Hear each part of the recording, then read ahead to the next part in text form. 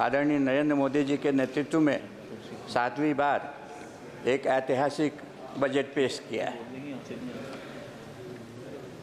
सभापति महोदय, 2024-25 के बजट को संपूर्णता में देखने की आवश्यकता है। 1 फरवरी 2024 को इस सदन में अंतरिम बजट पेश हुआ था। तब से अब तक 5 महीना से ज़्यादा की अवधि गुजर चुकी। बहुत सारी योजनाओं पर प्रशासनिक स्वीकृति मिल चुकी है। उन योजनाओं के कार्यान्वयन के लिए धनराशि का भी आवंटन किया जा चुका है। सभापति महोदय, यदि 2014 से आज के बजट की तुलना करें तो पाते हैं कि बजट का आकार बढ़ा है, बजट का साइज बढ़ा है, इकॉनमी फॉर्मल से इनफॉर्मल की ओर बढ़ी है। साथ साथ जीएसटी की शुरुआत हुई, टैक्स कलेक्शन में बढ़ोतरी हुई। यूपीए के समय में जो direct tax collection 6.38 lakh crore था, वो 2024 में बढ़कर के 23.37 करोड़ हो गया। ये टैक्स कलेक्शन यूँ ही नहीं बढ़ा, इसके लिए प्रोसीजर रिफॉर्म हुआ। आदरणीय नरेंद्र मोदी जी के नेतृत्व में केंद्र की एनडीए सरकार के तीसरे कार्यकाल का पहला बजट 2024-25 सर्वस्पर्शी और सर्वसमावेशी के साथ साथ गरीब, युवा, महिला, अन्नदाता के कल्याण के साथ साथ उद्योगों और इंडस्ट्रीज़ को भी मजबूती प्रदान करने वाला है। इस बजट में मातृशक्ति के बढ़ने के लिए पूरा खुला मैदान है। कृषि और किसानों की खुशहाली का भी आधार इस बजट में है। इसमें नौजवानों को आगे बढ़ने के लिए खुला आसमान है।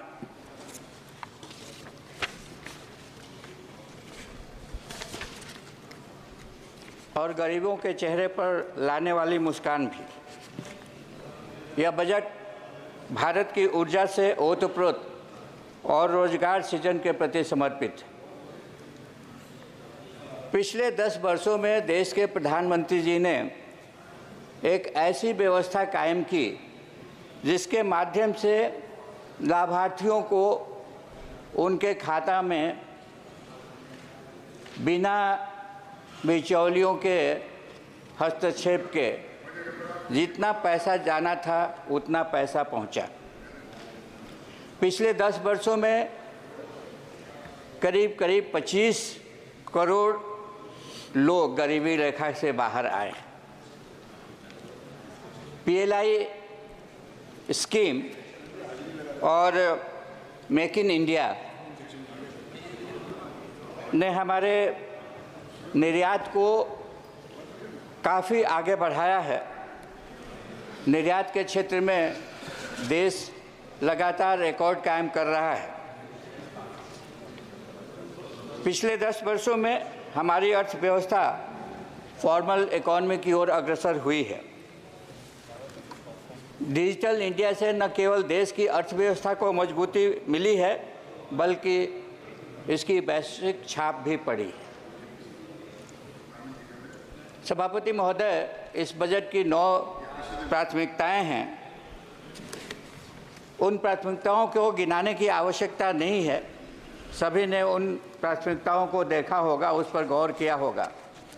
मैं अभी किसानों की बात हो रही थी और सरकार के द्वारा इस दिशा में क्या कार्रवाई की गई है, उस पर भी काफ़ी चर्चा हो रही थी। सभापति महोदय, जलवायु परिवर्तन का पूरे विश्व भर में असर पड़ा है और ख़ास करके खेती पर इसका बेहद असर पड़ा है। पहली बार हमारी सरकार ने उत्पादकता बढ़ाने के लिए और जलवायु के अनुकूल किस्मों के विकास के लिए कृषि अनुसंधान व्यवस्था का व्यापक समीक्षा करने की बात कही है। सभापति महोदय, मैं जिस क्षेत्र से आता हूं, मेरा जो संसदीय क्षेत्र पलामू है, इस बात की महत्ता को शायद और कोई उतना नहीं समझे जितना मुझे समझने का अवसर मिला है। मेरा क्षेत्र रेन शैडो एरिया में पड़ता है। वहाँ बिल्कुल वर्षा नहीं के बराबर होती है, और कभी वर्षा होती है तो इतनी ज़्यादा हो जाती है कि फसल को उगाना मुश्किल हो जाता है। ये जलवायु परिवर्तन का ही लक्षण है, जलवायु परिवर्तन का ही प्रभाव है। तो ऐसे में यदि सरकार के द्वारा, जो सरकार अपने को किसानों के हितैषी कहती है, उसके लिए काम करती है, इस प्रकार की व्यवस्था करती है, तो हम समझते हैं कि निश्चित रूप से ये एक प्रशंसनीय कदम है, इसकी प्रशंसा होनी चाहिए। 109 उच्च पैदावार जो जलवायु के अनुकूल हैं कि किस्में उपजाई जाएंगी और उनके संबंध में अनुसंधान किया जाएगा। अगले 2 वर्षों में 1000 किसानों को जैविक खेती, नेचुरल फार्मिंग से जोड़े जाने का प्रावधान है। उसमें सर्टिफिकेशन और ब्रांडिंग का भी प्रावधान है।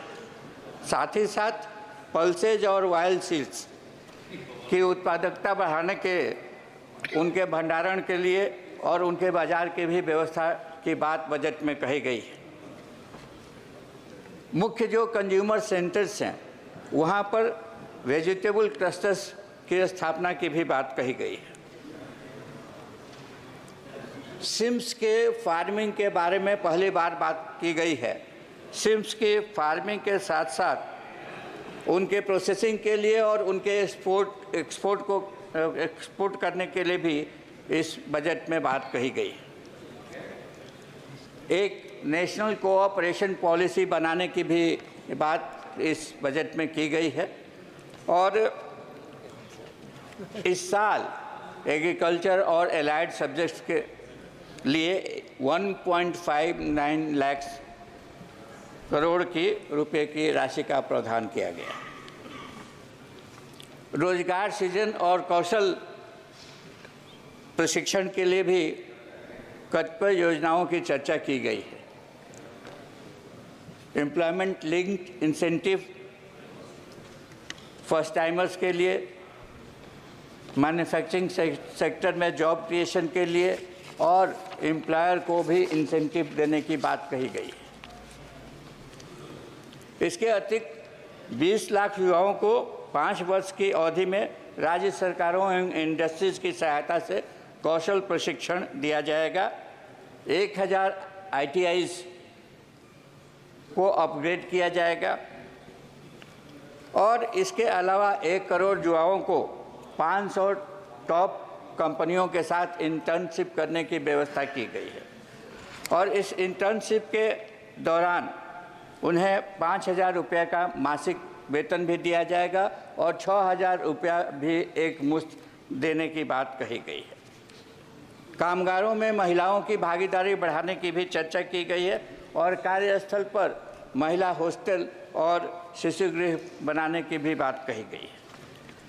कौशल प्रशिक्षण के लिए 7.50 लाख रुपए की ऋण की सुविधा भी प्रदान करने की बात कही गई है और घरेलू संस्थानों में उच्च शिक्षा प्राप्त करने के लिए 10 लाख रुपए के ऋण का भी प्रावधान किया गया।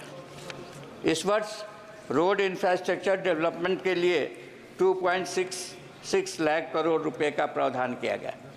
सभापति महोदय, पूर्वोदय स्कीम की जो चर्चा बजट में की गई है, उस पर बहुत सारे सदस्यों ने अपने अपने ढंग से विचार व्यक्त किया है। मैं झारखंड राज्य से आता हूं, जो पहले बिहार का पार्ट हुआ करता था। बिहार के बारे में आपने सुना होगा, बीमारू राज्य का एक शब्द ढूंढा गया था कि बीमारू राज्य जो हैं, जिसमें बिहार है, जिसमें मध्य प्रदेश था, राजस्थान था और जिसमें उत्तर प्रदेश था, ये अध्यक्ष महोदय, मुझे 1-2 मिनट का और समय दीजिए, मैं जल्दी समाप्त कर देता हूँ। उस समय कितनी पीड़ा होती थी बिहार के रहने वाले लोगों को, शायद इसका अंदाज़ा नहीं लगाया जा सकता। उस समय भी बिहार की बीमारी को दूर करने की कोई कोशिश नहीं की गई। उस समय बिहार के विकास के बारे में कोई बात नहीं कही गई। और आज जब बिहार के विकास की बात कही जा रही है तो दूसरे लोगों को क्यों पीड़ा हो रही है? वे तो उन्नत हैं, हम तो मुख्य धारा में जोड़ने के लिए कोशिश कर रहे हैं। तो ऐसी परिस्थिति में मैं नहीं समझता हूं कि इस पर बहुत ज़्यादा विवाद होने की आवश्यकता है। आप अपने राज्य के लिए ज़रूर मांग कर सकते हैं, आप मांग कीजिए, लेकिन यदि बिहार को कुछ मिला है तो उसके लिए प्रतिवाद क्यों कर रहे हैं? मुझे एमएसएमई विधिराम जी, आप समाप्त कीजिए ना। तो मुझे तो जम्मू और कश्मीर पर भी बोलना है महाशय, इसलिए मैं उसी की बात करता हूँ। 1 मिनट। तो अनुच्छेद 370 के ख़त्म होने के बाद, अनुच्छेद 370 के ख़त्म, ये मैं इसलिए कह रहा हूँ कि मैं एक पुलिस अफसर था, आप जानते हैं सभापति महोदय, ये इसलिए इसकी चर्चा मैं कर रहा हूँ और आपसे मैंने 1 मिनट का समय मांगा है एक्स्ट्रा। जम्मू कश्मीर में अनुच्छेद 370 समाप्त होने के बाद सरकार की सबसे बड़ी प्राथमिकता थी वहाँ के लोगों की सुरक्षा को सुनिश्चित करना और उनके जीवन की गुणवत्ता में सुधार लाना। जम्मू कश्मीर को आतंकवाद से मुक्त करने के लिए जीरो टॉलरेंस पॉलिसी सरकार ने अपनाई, सुरक्षा उपायों को मजबूत किया, आतंकवादियों के प्रयासों और क्षमताओं को बेअसर करने के लिए कार्रवाई की, युवाओं को आतंकवाद से दूर रखने के लिए रोजगार के अवसर प्रदान करने की कार्रवाई की और उन्हें मुख्य धारा में जोड़ने का प्रयास किया। सीमा पार से घुसपैठ को रोकने के लिए भी मल्टीपर्पस मल्टीप्रॉन्ग स्ट्रैटेजी एडॉप्ट की गई। पत्थरबाजी और संगठित जो हड़ताल है बिल्कुल समाप्त हो गया। यदि आप एक आंकड़ों पर गौर करेंगे तो 2018 में 228 आतंकवादी घटनाएं हुई, जबकि 2023 में केवल 46 हुई। मुठभेड़ की घटना 2018 में 189 हुई, जबकि 2023 में 48 हुई। सुरक्षा बल जितने मारे गए 2018 में उनकी संख्या 91 थी और 2023 में जो सुरक्षा बल के जवान शहीद हुए उनकी संख्या 30 थी। आप समाप्त कीजिए राम जी प्लीज़। इन सुरक्षा के उपायों के कुछ महत्वपूर्ण परिणाम सबके सामने आए हैं। जनजीवन सामान्य हो गया है, सभी स्कूल, अस्पताल और सेवाएं खुली है। कश्मीर में पर्यटकों की संख्या बढ़ी है। G20 पर्यटन समूह की बैठक सफलतापूर्वक श्रीनगर में संपन्न हुआ है। लाल चौक अब उत्सव का गवाह बन रहा है, लोगों से भरा पड़ा रहता है, जहां कभी लोग जाया नहीं करते थे। संघ राज्य क्षेत्र में जम्मू कश्मीर के 5 संसदीय निर्वाचन क्षेत्र के चुनाव शांतिपूर्ण ढंग से रिकॉर्ड मतदान के साथ समाप्त हुआ है। बहुत बहुत धन्यवाद सभा। धन्यवाद राम जी। श्री बलवंत वंखरे जी।